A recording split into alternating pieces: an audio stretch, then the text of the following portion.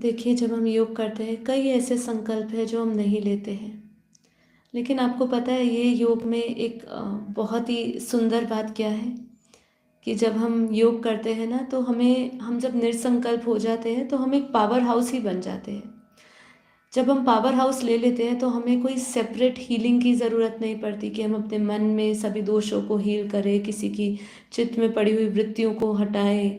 ये कुछ करने की आवश्यकता नहीं पड़ती, बस एक बार वो कनेक्शन आत्मा का परमात्मा से, वो एक जोड़, एक कनेक्शन, एक पल के लिए वो पावर आपके लिए इतनी इनफ है, इतनी पर्याप्त है कि आपको कोई संकल्प नहीं लेते हुए, निसंकल्प होते ही आपकी सारी जो जो भी आपके रह सकते हैं, पर्पस रह सकता है योग के पीछे, वो सब पूरे हो जाते हैं। तो इसीलिए काफ़ी बार कई लोग बोलते हैं कि हमें हीलिंग करनी है, हमें अपने शरीर का रोग शोक मिटाना है, मन का रोग शोक मिटाना है।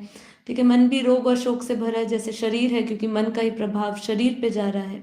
ठीक है, तो जैसा मन है वैसा ही तन है हमारा। तो इसलिए अगर वो वाइब्रेशनल लेवल पे चेंज चाहते हैं तो बस हमें परमात्मा से जुड़ना है। वो धीरे धीरे सब कुछ जो भी आप प्राप्त करना चाहते हो आत्मिक लेवल पे वो भी मिलेगा, और भौतिक लेवल पे भी आपके अंदर इतना आत्मबल, आत्मशक्ति बढ़ेगी। क्योंकि जैसे जैसे कर्म खत्म होंगे, आज हमें दुख क्यों आता है, दुख सुख का कारण ही क्या बना हुआ है, हमारी चीज़ें पूरी नहीं होती और हमें वो प्राप्त नहीं होता तो दुख होता है हमें, हम स्ट्रगल कर रहे हैं लाइफ में, वो स्ट्रगल सब कुछ समाप्त हो जाएगा। मतलब योग के क्या क्या फायदे हैं, बेसिक लेवल्स पे ये तो फायदे हो रहे हैं। जो अगर हम अलौकिक लेवल पे बात करें, पारलौकिक लेवल की शक्तियों की बात करें, तो आपके अंदर कितनी शक्तियाँ आ जाती है, इसका आपका और मेरा मतलब इसको व्यक्त करना असंभव है। मतलब आप समझिए कि जो जैसे एक अगर हम जो 0 वोल्ट का जो कनेक्शन होता है वहाँ पे 100 वोल्ट का बल्ब लगाते हैं तो फट जाएगा ना।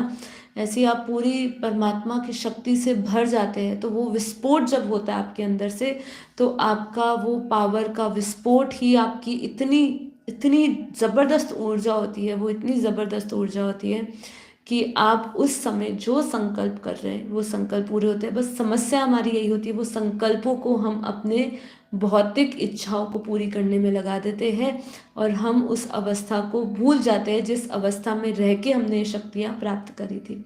तो इसलिए ज्ञान भी लिए और फिर ये समझिए कि योग और ज्ञान कैसे, हम योग में जो शक्ति लेते हैं वो हम बनाए रख सकते हैं, उसको इंटैक्ट रख सकते हैं, मतलब उसको सुरक्षित उसी शक्ति में, उसी दायरे में, उस ऑरा में हम कितने समय तक कैसे उस रह सकते हैं, उसका भी एक बहुत बड़ा साइंस और ज्ञान है। ठीक है।